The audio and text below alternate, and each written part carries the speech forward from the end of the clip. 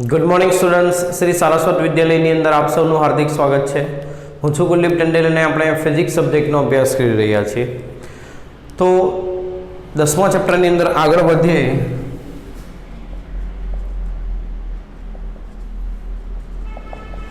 તો last time આપણે વ્યતિકરણ શું છે સમજ્યા હતા અને બે ઉદ્ગમોના પ્રકાર આપણે જોયા હતા કે જે ઉદ્ગમની અંદર તરંગોનો કડા તફાવત સમય સાથે બદલાતો હોય એમને અસુસંબદ્ધ કહેવાય અને જેની અંદર સમય સાથે અચળ રહેતો હોય એમને સુસંબદ્ધ ઉદ્ગમો કહે છે। હવે એ ઉદ્ગમોની અંદરથી ધારો કે આ S1 ઉદ્ગમ છે, એમાંથી કોઈ એક તરંગ આ P બિંદુએ આપાત થાય છે તો P આગળ S1 ના કારણે મળતું સ્થાનાંતર ધારો કે આપણે y1 લખીએ તે આપણે આ રીતે લખી શકીએ a1 sin omega t plus kx1, જ્યાં x1 શું થશે, આ કણનું સ્થાનાંતર કેટલા અંતરે, આ તરંગનું સ્થાનાંતર ઉદ્ગમથી કેટલા અંતરે, x1 અંતરે, એટલે આ તરંગનો પથ એવું કહી શકીએ। આ બીજું છે S2, બીજું ઉદ્ગમ છે S2 જેમાંથી તરંગ P ઉપર જાય છે, જે ઉદ્ગમ એ P થી x2 અંતરે છે। તો P આગળ તે જ સમયે બીજા તરંગ વડે મળતું સ્થાનાંતર ધારો કે આ રીતે લખીએ a2 sin omega t plus kx2। બંને ઉદ્ગમો સુસંબદ્ધ હોવાથી બંનેની તીવ્રતા આવૃત્તિ એ સમાન લીધી છે મેં, ઓમેગા ઓમેગા, બરાબર। હવે જ્યારે આ બે તરંગો અહીંયા સંપાત થશે ત્યારે પરિણામી કંપ વિસ્તાર શું જોવા મળશે, તો સંપાતપણાના સિદ્ધાંત ઉપરથી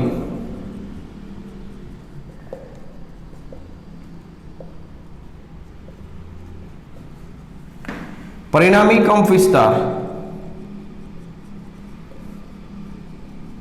એ બંને કંપ વિસ્તારના સદિશ સરવાળા બરાબર થાય। આનો સદિશ સરવાળો કેવી રીતે કરીએ, તો પહેલો સદિશ છે y1, એને દોરીએ, એની લંબાઈ a1 જેટલી લેવાની અને કેટલા ખૂણે દોરવાનો, ઓમેગા t પ્લસ kx1, એટલે આ પ્રથમ સદિશ દોર્યો જે કેટલા ખૂણે છે, ઓમેગા t પ્લસ kx1 ખૂણે છે।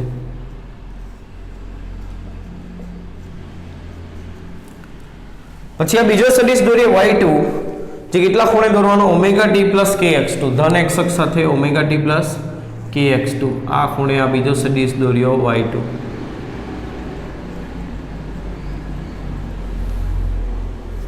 બરાબર। હવે આ બે વચ્ચે જે કણાઓનો તફાવત છે એને ધારો કે આપણે લઈ લઈએ phi, આની લંબાઈ છે a1 અને આની લંબાઈ છે a2, આ y1 સદિશ છે, આ y2 સદિશ છે। બેનો પરિણામી સદિશ શોધવા માટે આને સમાંતર રેખા અહીંયા દોરીએ અને આને સમાંતર રેખા અહીંયા દોરીએ, સમાંતર બાજુ ચતુષ્કોણ બનાવીએ તો આ મળશે આપણો પરિણામી સદિશ y। તો એનું મૂલ્ય એટલે એની લંબાઈ કેટલી લેવાની એ શોધીએ, એ કેવી રીતે શોધશું, તો જ્યારે બે સદિશોનો સરવાળો કરીએ ત્યારે પરિણામી સદિશનું મૂલ્ય r બરાબર વર્ગમૂળ a² + b² + 2ab cos θ થાય। એ સૂત્ર ઉપરથી પરિણામી સદિશ y નું મૂલ્ય a બરાબર વર્ગમૂળ પહેલાનું મૂલ્ય a1, બીજાનું મૂલ્ય a2, 2a1 a2 અને બે સદિશ વચ્ચેનો ખૂણો એને આપણે કડા તફાવત તરીકે લીધો cos phi, જ્યાં phi બરાબર શું છે, બે તરંગો વચ્ચેનો કડા તફાવત, બે તરંગો વચ્ચેનો કડા તફાવત। તો આ જે સૂત્ર આવ્યું એ આપણે યાદ રાખશું, એ છે બે તરંગોના સંપાતીકરણને કારણે મળતું પરિણામી કંપ વિસ્તાર, પરિણામી સ્થાનાંતરનો કંપ વિસ્તાર જે આટલો હશે। હવે પ્રકાશની તીવ્રતા એ હંમેશા તેના કંપ વિસ્તારના વર્ગના સમપ્રમાણમાં હોય, પ્રકાશની તીવ્રતા કંપ વિસ્તારના વર્ગના સમપ્રમાણમાં હોય એટલે તીવ્રતા I એ a ના વર્ગના સમપ્રમાણમાં થશે। તો અહીંયા સમપ્રમાણતા અચળાંક મૂકીએ કોઈ પણ એક k, તો k a² લખી શકીએ। તો આના ઉપરથી a² બરાબર લખાય I/k। તે જ રીતે પહેલા તરંગની તીવ્રતા ધારો કે I1 હોય અને એનો કંપ વિસ્તાર a1 હોય તો a1 સ્ક્વેર બરાબર લખાશે i1 ડિવાઇડ બાય k અને a2 સ્ક્વેર બરાબર લખાશે i2 ડિવાઇડ બાય k. આ બંને કિંમતો અહીં મૂકીએ, આ સમીકરણનો વર્ગ કરીએ તો શું થશે? વર્ગમૂળ નીકળી જશે. એટલા માટે a સ્ક્વેર બરાબર a1 square plus a2 square plus 2a1 a2 cos phi. તો a સ્ક્વેર એટલે i ડિવાઇડ બાય k મૂકીએ, a1 સ્ક્વેર એટલે i1 divide by k, a2 square એટલે i2 divide by k plus 2 a1 બરાબર શું લખાશે? તો આનું વર્ગમૂળ એટલે વર્ગમૂળ i1 divide by k, a2 બરાબર આનું વર્ગમૂળ i2 divide by k into cos phi. k વડે ગુણી દઈએ તો આ k કેન્સલ થઈ જશે, તો i બરાબર i1 પ્લસ i2 પ્લસ 2 વર્ગમૂળ i1 i2, આ વર્ગમૂળ k પણ k થશે ને k વડે ગુણશું એટલે એ પણ કેન્સલ ઇન્ટુ cos phi. પરિણામી તીવ્રતા i બરાબર શું આવશે? i1 પ્લસ i2 પ્લસ 2 વર્ગમૂળ i1 i2 cos phi. આ પરિણામી તીવ્રતા પ્રકાશની આટલી મળશે p બિંદુએ વ્યતિકરણના કારણે. તો આ બે સૂત્રો આપણે યાદ રાખશું, આપણા માટે ખૂબ જ અગત્યના.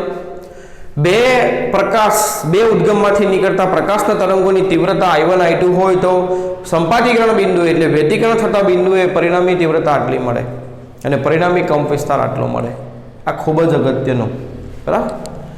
હવે આ જે કંપ વિસ્તાર છે એ કડા તફાવત ઉપર આધાર રાખે છે. શેના ઉપર આધાર રાખે છે? કડા તફાવત ઉપર.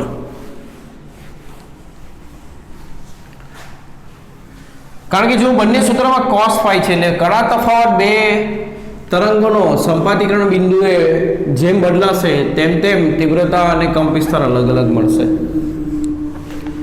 તો એ કેવી રીતે કડા તફાવત ઉપર આધાર રાખે છે એ સમજીએ અને એનાથી શું થશે એ સમજીએ.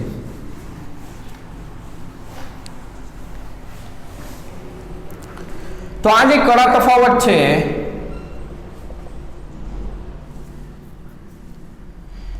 એ શું છે? તો બંનેની કડાનો તફાવત. બીજા તરંગની કડા હતી k omega t plus kx2 અને પહેલાની હતી omega t plus kx1.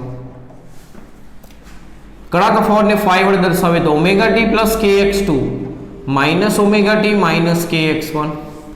Omega t minus omega t cancel, k common કાઢો તો x2 માઇનસ x1. તો આના ઉપરથી x2 માઇનસ x1 બરાબર શું થશે? phi divide by k. એટલે અને k ની કિંમત મૂકીએ તો 2 પાઈ બાય લેમ્ડા, તો આ થશે lambda divide by 2 pi into phi. આ જે છે x2 માઇનસ x1 એને કહેવાય પાથ તફાવત. બીજા તરંગનો પાથ x2, પહેલા તરંગનો પાથ x1, તો બેનો તફાવત એને શું કહેવાય? પાથ તફાવત. તો પાથ તફાવત અને કડા તફાવત વચ્ચેનો સંબંધ આ હોય છે, જે યાદ રાખીશું આપણે. બુકની અંદર પદ તફાવતને S2 થી P નું અંતર અને S1 થી P નું અંતર એટલે S2P માઇનસ S1P લખ્યું છે, તો એ પણ ધ્યાન રાખીશું આપણે. હવે તીવ્રતા કેવી મળશે એ આધાર રાખે છે શેના ઉપર? તો કે કંપ વિસ્તાર ઉપર અને કડા તફાવત ઉપર. તો કડા તફાવત જેમ જેમ બદલાશે તેમ તેમ પરિણામી તીવ્રતા બદલાશે. હવે એક એવી કન્ડિશન વિચારો કે જ્યારે બે તરંગોની તીવ્રતાઓનું સંપાતીકરણને કારણે મળતી તીવ્રતા મહત્તમ મળે. તો જ્યારે તીવ્રતા મહત્તમ મળે તે જે વ્યતિકરણ છે એને કહેવાય સહાયક વ્યતિકરણ. એને કયું વ્યતિકરણ કહેવાય? સહાયક વ્યતિકરણ. તો જુઓ, પરિણામી તીવ્રતાનું સૂત્ર i1 plus i2 plus 2 root i1 i2 cos phi અને પરિણામી કંપ વિસ્તારનું સૂત્ર વર્ગમૂળ a1 square plus a2 square plus 2a1 a2 cos phi. હવે પહેલા પ્રકારનું વ્યતિકરણ છે સહાયક વ્યતિકરણ. તો સહાયક વ્યતિકરણ એટલે જ્યારે તીવ્રતા કેવી મળે? મહત્તમ મળે. તીવ્રતા મહત્તમ ક્યારે મળે? જ્યારે cos ની કિંમત મહત્તમ હોય. cos ક્યારે મહત્તમ થાય? મહત્તમ cos ની કિંમત કેટલી હોય? +1. એટલે જ્યારે cos phi બરાબર +1 હોય ત્યારે તીવ્રતા I કેવી મળશે? મહત્તમ મળે. તીવ્રતા I કેવી મળે? મહત્તમ. બરાબર. તો cos phi બરાબર 1 ક્યારે થાય? તો જ્યારે phi બરાબર કેટલા હોય 0 2 પાઈ 4 પાઈ એટલે એને 2n પાઈ લખી શકીએ, જ્યાં n બરાબર આપણે મૂકીશું 0 1 2 3. આ કન્ડિશન યાદ રાખશો કે જ્યારે પણ કણા તફાવત આટલો હશે ત્યારે કેવું વ્યતિકરણ મળશે? સહાયક વ્યતિકરણ, જેમાં તીવ્રતા કેવી મળશે? મહત્તમ. તો હવે પથ તફાવત આટલો હોય તો કણા તફાવતની શરત આ છે, તો પથ તફાવતની શરત શું થશે? તો પથ તફાવત બરાબર આપણે અત્યારે જ લખ્યું હતું λ/2 પાઈ ઇન્ટુ 5. તો λ/2 ઇન્ટુ 2n પાઈ, 2 પાઈ કેન્સલ એટલે n લેમ્ડા. એટલે જ્યારે પથ તફાવત n લેમ્ડા ક્રમનો હશે ત્યારે આપણને કેવું વ્યતિકરણ મળશે? સહાયક. અને એમાં પણ n બરાબર આપણે શું લઈશું? 0 1 2 3. બરાબર. હવે મહત્તમ તીવ્રતા કેટલી મળશે? તો મહત્તમ તીવ્રતા માટે આ જે તીવ્રતાનું સૂત્ર છે એમાં cos phi બરાબર +1 મૂકીશું. બીજું આ I1 ને હું આ રીતે લખી શકું વર્ગમૂળ I1 નો વર્ગ, પછી આ પદ લખું 2 વર્ગમૂળ I1 વર્ગમૂળ I2 અને cos phi બરાબર +1 મૂકીએ, પ્લસ I2 ને આ રીતે લખીએ વર્ગમૂળ I2 નો વર્ગ. તો આ શું છે? a² + 2ab + b². તો આને શું લખાય? a + b whole square. તો મહત્તમ તીવ્રતા આટલી મળે. આ યાદ રાખીશું આપણે. જ્યારે પણ સહાયક વ્યતિકરણ થાય ત્યારે મહત્તમ તીવ્રતા આટલી મળશે. હવે જ્યારે બંનેની તીવ્રતા સમાન હોય, ચાલો એની પહેલા કરી દઈએ. ચાલો, જ્યારે બંનેની તીવ્રતા સમાન હોય એટલે કે બંને ઉદ્ગમના તરંગની તીવ્રતા સમાન હોય ત્યારે મહત્તમ તીવ્રતા કેટલી મળશે? તો વર્ગમૂળ I0 વત્તા વર્ગમૂળ I0 એનો વર્ગ એટલે 2 વખત વર્ગમૂળ I0 નો વર્ગ. તો 2 નો વર્ગ શું થશે? 4 અને I0 નો વર્ગનું વર્ગમૂળનો વર્ગ એ થશે I0. તો મહત્તમ તીવ્રતા આટલી મળશે. હવે કંપ વિસ્તારની વાત કરીએ તો કંપ વિસ્તાર પણ મહત્તમ મળશે. તો કેટલો મળે? તો એમાં પણ વર્ગમૂળ a1² + 2a1a2 cos phi બરાબર +1 મૂકીએ અને a2² આ રીતે લખાય. તો આ પણ શું થયું? a² + 2ab + b². તો આ શું છે? a + b આખાનો વર્ગ. તો વર્ગનું વર્ગમૂળ શું થશે? નીકળી જશે વર્ગમૂળ, એટલે જવાબ આવશે a1 + a2. એટલે મહત્તમ કંપ વિસ્તાર કેટલો મળે? તો બંનેના કંપ વિસ્તાર ઉમેરાય. તો આટલી બાબતો, બોક્સ કરેલી બાબતો તમારા મગજમાં ફિક્સ કરવાની છે તમારે કે જ્યારે પણ વ્યતિકરણ સહાયક થાય ત્યારે આ વસ્તુ થાય. મહત્તમ કંપ વિસ્તાર આટલો મળે, મહત્તમ તીવ્રતા આટલી મળે. પણ ક્યારે થાય? તો જ્યારે પથ તફાવત બે તરંગોનો n લેમ્ડા થાય અથવા તો કણા તફાવત 2n પાઈ થાય ત્યારે તમને કેવું વ્યતિકરણ મળે? સહાયક. બીજી કન્ડિશન જોઈએ, એનું નામ છે વિનાશક વ્યતિકરણ. વિનાશક વ્યતિકરણ એટલે જ્યારે બંનેનો કણા તફાવત એવી રીતે હોય કે જેથી તીવ્રતા એ ન્યૂનતમ મળે. હવે તીવ્રતા ન્યૂનતમ ક્યારે થાય? જ્યારે કોસની કિંમત ન્યૂનતમ હોય. કોસની ન્યૂનતમ કિંમત કેટલી આવે? -1. ત્યારે તમને તીવ્રતા કેવી મળે? ન્યૂનતમ મળે. cos -1 ક્યારે થાય? તો જ્યારે યાદ રાખજો કણા તફાવત કેટલો હોય? પાઈ 3 પાઈ 5 પાઈ એને આ રીતે લખી શકીએ 2n - 1 પાઈ. અને n બરાબર આપણે 0 નહીં લઈશું, 1 થી શરૂ કરશું. કેમ? એનું રીઝન પણ આગળ જઈને સમજાવીશ. અને પદ તફાવત તો અહીંયા 2n - 1 પાઈ મૂકીએ તો શું થશે? 2n - 1 λ/2.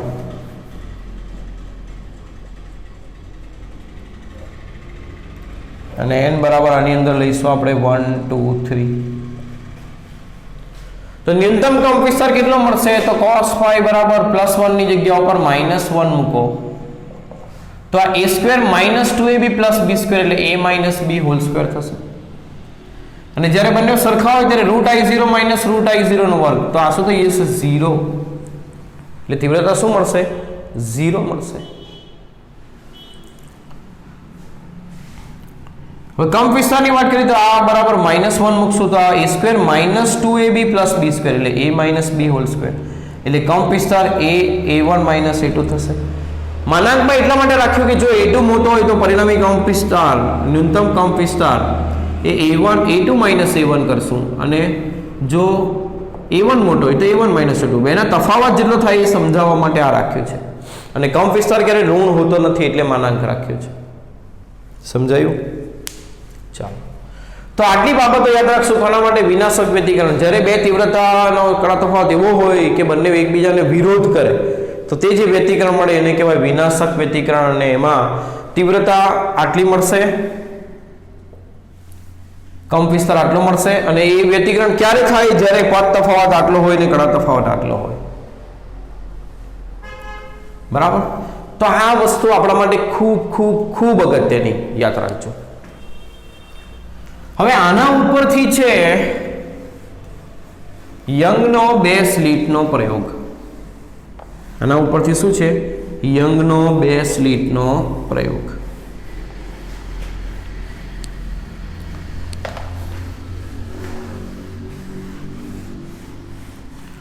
તો ધ્યાનથી સમજજો, બહુ ઈઝી છે, સમજાઈ જશે.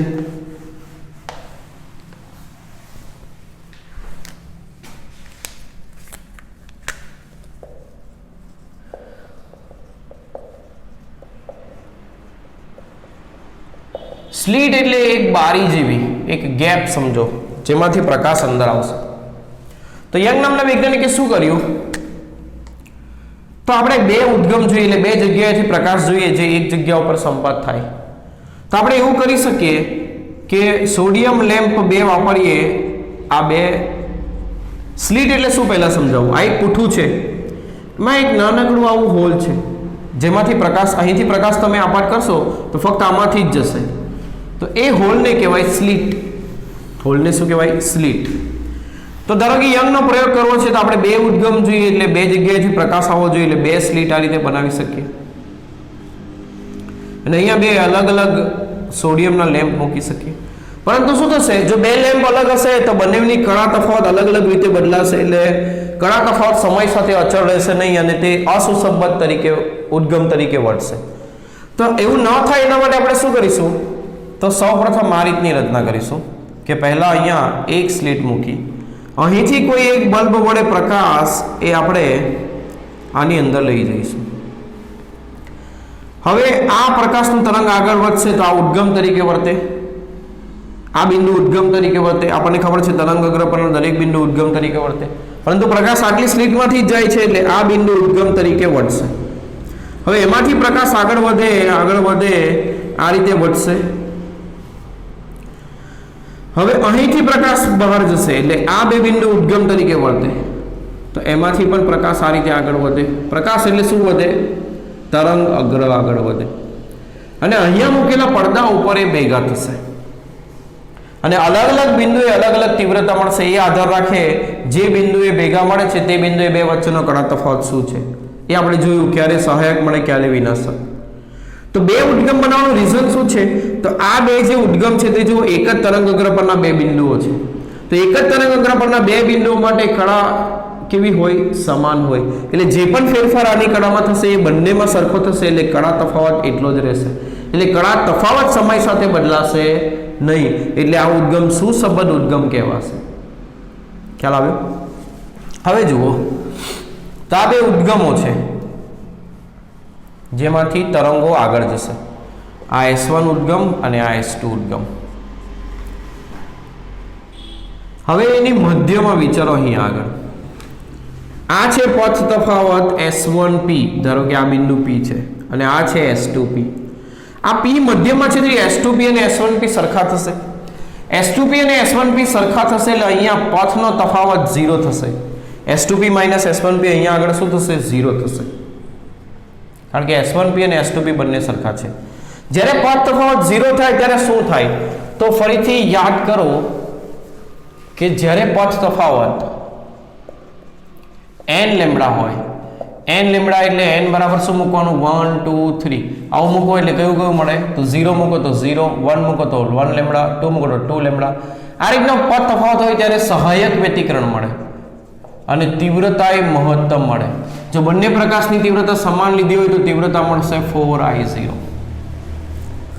અને જ્યારે પથ તફાવત એ 2n - 1 λ/2 હોય એટલે n ની કિંમત આપણે 1 2 3 મૂકીએ તો 1 મૂકો તો શું થાય 2 * 1 2 2 - 1 1 λ/2 2 મૂકો તો 4 - 1 3 λ/2 5 λ/2 આ રીતે મળશે આ બધા પથ તફાવત માટે વ્યતિકરણ કેવું મળશે વિનાશક અને વિનાશક મળે ત્યારે ન્યૂનતમ તીવ્રતા 0 મળે તો અહીંયા આગળ પથ તફાવત 0 મળે છે પથ તફાવત 0 મળે ત્યારે તીવ્રતા કેટલી મળે 4I0 એટલે અહીંયા પ્રકાશની તીવ્રતા મળશે 4I0 એટલે ખૂબ પ્રકાશ દેખાશે અને પ્રકાશનો આવો પટ્ટો જોવા મળશે જેને કહેવાશે શલાકા શું કહેવાશે શલાકા એટલે આમાં પ્રકાશ છે એટલે આને કહેવાય પ્રકાશિત શલાકા એટલે શું કહેવાશે પ્રકાશિત શલાકા અને મધ્યમાં મળે છે એટલે એનું નામ આપ્યું છે મધ્યસ્થ પ્રકાશિત શલાકા હવે થોડું ઉપર જઈએ સેન્ટરમાં શું મળે ખબર પડી સેન્ટરમાં S1p અને S2p સરખું હોવાથી S2p - S1p નો જવાબ 0 આવે અને જ્યારે S2p - S1p 0 હોય ત્યારે વ્યતિકરણ કેવું થાય સહાયક અને તીવ્રતા કેટલી મળે 4I0 થોડું ઉપર જઈએ તો આ S2p મોટો થયો અને S1p નાનો થયો જો S2p મોટો થયો અને S1p નાનો થયો તો S2p - S1p ની કિંમતમાં વધારો થયો કહેવાય એટલે જેમ જેમ ઉપર જઈએ તેમ તેમ S2p વધે તો S2p - S1p પણ વધે તો એમાં વધારો કેવી રીતે થશે તો પહેલા છે 0 બંને સમાન છે એટલે 0 પછી બનશે 0.5 લેમ્બડા પછી બનશે 1 લેમ્બડા પછી બનશે 1.5 લેમ્બડા પછી બનશે 2 લેમ્બડા પછી બનશે 2.5 લેમ્બડા આ રીતે વધતું જશે જેમ જેમ ઉપર જાઓ તેમ તેમ આ પદ તફાવત વધતો જાય તો 0 1.5 લેમ્બડા એટલે લેમ્બડા/2 આ લેમ્બડા આ 3 લેમ્બડા/2 આ 2 લેમ્બડા આ 5 લેમ્બડા/2 આ રીતે થશે તો જ્યારે પદ તફાવત લેમ્બડા/2 મળે અહીંથી ઉપર જઈએ ત્યારે 0 માંથી પદ તફાવત કેટલો થશે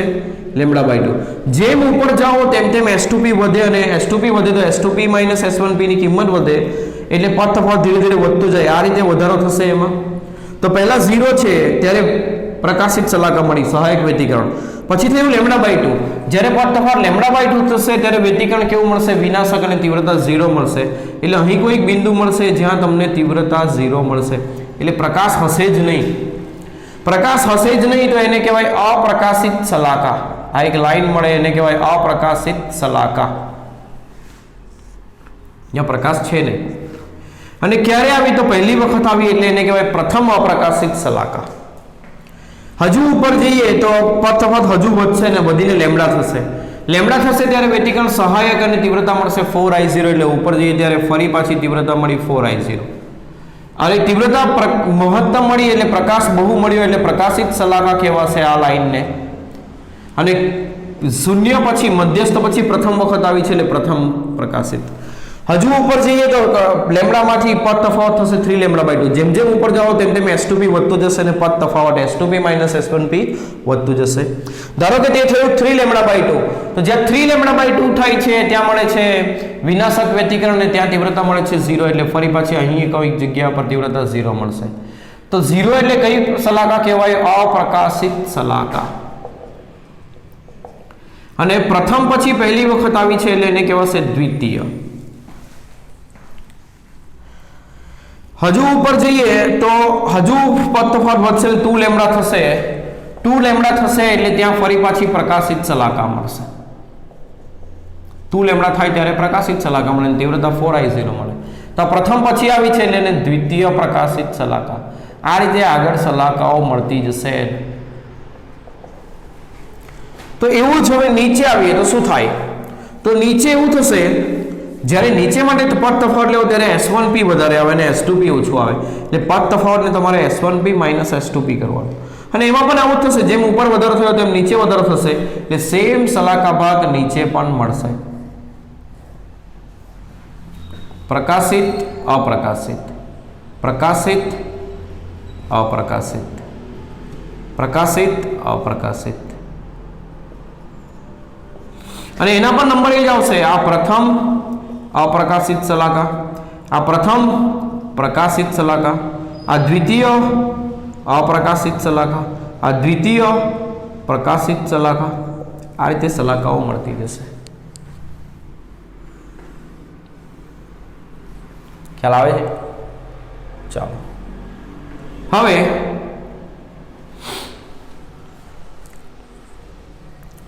તો આ જે પેટર્ન મળી એને કહેવાય સલાકાની ડિઝાઇન. ડિઝાઇનને ગુજરાતીમાં કહેવાય ભાત, એટલે વ્યતિકરણ ભાત, એવું વ્યતિકરણ ભાત કહી શકીએ, અથવા તો સલાકા ભાત કહી શકીએ, અથવા તો વ્યતિકરણ સલાકા ભાત.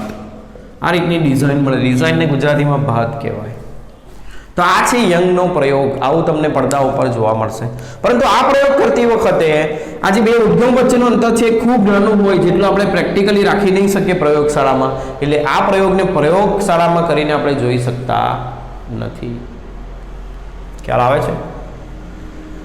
તો ખૂબ જ અગત્યની થિયરી યંગનો પ્રયોગ અને કેવી રીતે એ કામ કરે છે એ આ થિયરી ઉપરથી તમને ખૂબ જ સારી રીતે સમજાશે. બરાબર? હવે મેં તમને જે ભણાવ્યું સહાયક વિનાશક, એની અંદર એવું ભણાવ્યું કે બેની તીવ્રતા અલગ હોય ત્યારે પણ તીવ્રતા શું મળે મહત્તમ, અને સમાન હોય ત્યારે પણ શું મળે. તો બુકની અંદર ફક્ત સમાન માટેની થિયરી આપી છે, એટલે એમાં 4I0 ક્યાં તો 0 મળશે. તો આમાં એક ખાસ નોંધ યાદ રાખશું કે ન્યૂનતમ તીવ્રતાનું સૂત્ર હતું વર્ગમૂળ I1 માઇનસ વર્ગમૂળ I2. આ 0 ત્યારે જ મળે જ્યારે બંનેની તીવ્રતા સમાન હોય. બે સમાન ન હોય ત્યારે ક્યારે પણ 0 નહીં મળે. એટલે ખાસ નોંધ યાદ રાખશું કે જ્યારે બે ઉદ્ગમોની તીવ્રતા સમાન હોય ત્યારે જ સંપૂર્ણ અપ્રકાશિત સલાકા મળે, બાકીના કેસમાં મળતી નથી. એટલે જ્યારે બંનેની તીવ્રતા સમાન ન હોય ત્યારે પ્રકાશ હોય જ નહીં. આનો જવાબ 0 આવે એવું ક્યારે બનશે નહીં. કારણ કે ગમે તે અલગ અલગ કિંમત લેશો, આનો જવાબ 0 ત્યારે જ થાય જ્યારે બે સરખા હોય. સરખા ન હોય ત્યારે ક્યારે પણ આનો વર્ગ 0 થશે નહીં. આ ખાસ યાદ રાખવાનું. એટલે આ નોંધ યાદ રાખશું આપણે 1 માર્કના ક્વેશ્ચન માટે.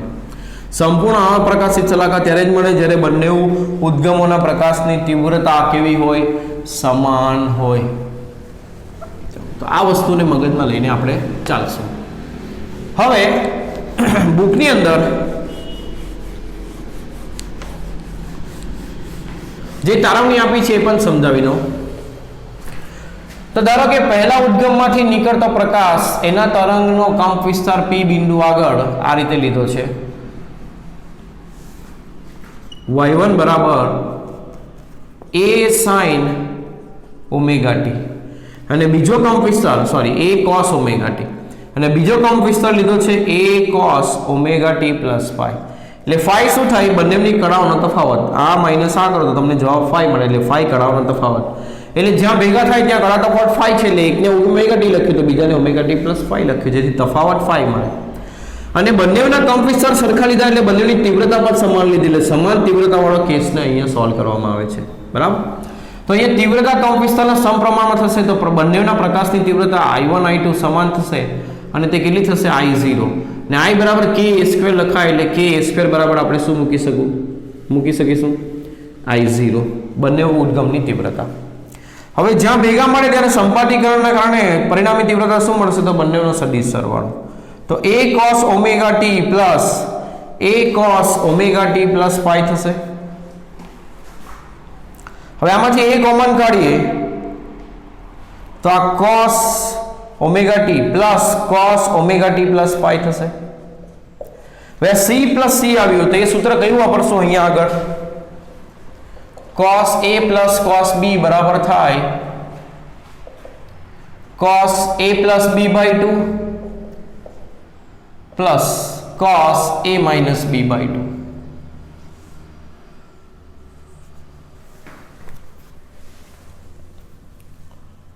Minus c plus c is equal 2cc થશે. આ રીતે એક ભૂલ કરી મેં, 2cc આ રીતે લખાશે. 2 cos a plus b by 2 cos a minus b by 2. હવે આ a છે ને આ b છે, તો એને કેવી રીતે કરીએ? તો a into 2 cos omega t plus phi by 2 અને cos omega t minus phi by 2. આ a અને b ની કિંમત આ a અને આ b લઈને કરશો તો આ રીતનું આવશે. તો 2a cos omega t plus 2 omega t plus phi by 2 અને cos omega t minus cancel minus phi by 2. cos માં માઇનસ થીટા એ cos થીટા થતું હોય એટલે cos phi બાય 2 લખાશે. Into cos 2 omega t plus 5/2. હવે આપણને કંપ વિસ્તાર ક્યાંથી મળે? તો cos અને sin ના વિધેય t સાથે જે હોય તેની સાથે જે ગુણાકારમાં હોય તે. તો અહીંયા cos નું વિધેય t સાથે આ છે, એની સાથે જે ગુણાકારમાં આ પદ છે એ પદ થશે પરિણામી કંપ વિસ્તાર. તો પરિણામી કંપ વિસ્તાર શું મળશે?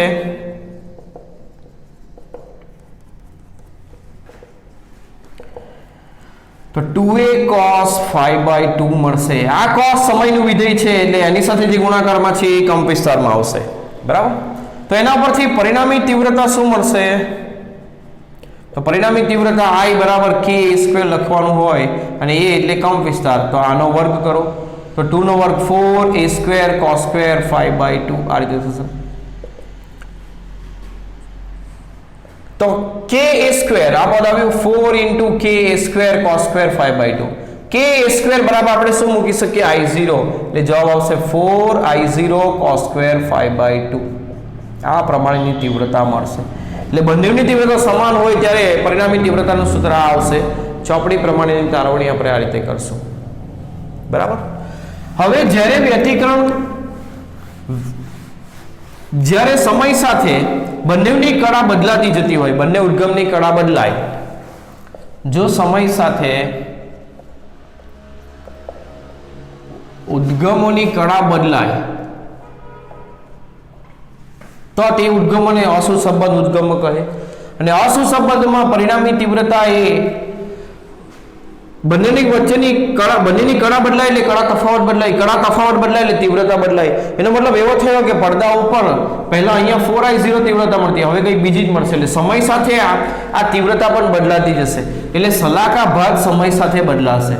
તો સલાકા ભાગ પણ સમય સાથે બદલાય.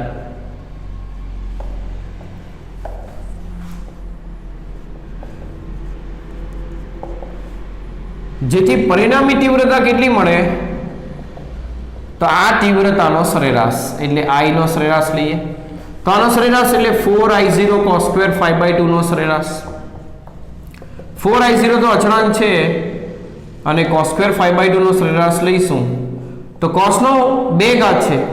cos નો જ્યારે 2 ઘાત હોય ત્યારે સરેરાશ કેટલો થાય? 1/2. 2 2 4 એટલે 2I0 થશે. એટલે પરિણામી તીવ્રતા એ બેની તીવ્રતા ઉમેરાઈ હોય એવી મળશે સરેરાશ. એટલે આખા પડદા પર તીવ્રતા સરેરાશ 2I0 જોવા મળશે. એનો મતલબ એવો સમજો કે અલગ અલગ ભાગ સલાકાઓ તમને જોવા મળશે નહીં, જ્યાં તીવ્રતા 0 હોય 4I0 હોય એવું થશે નહીં. સરેરાશ તીવ્રતા તમને પડદા ઉપર કેટલી જોવા મળશે? 2I0. એટલા માટે કોઈ પણ સલાકા ભાગ દેખાશે નહીં. એટલે જ્યારે પણ ઉદ્ગમો અસુસંબદ્ધ હોય ત્યારે આવું થાય. આ વસ્તુ પણ આપણે ધ્યાનમાં રાખીશું. 1 માર્કમાં પૂછી શકાય આમાંથી કોઈ પણ પ્રશ્ન.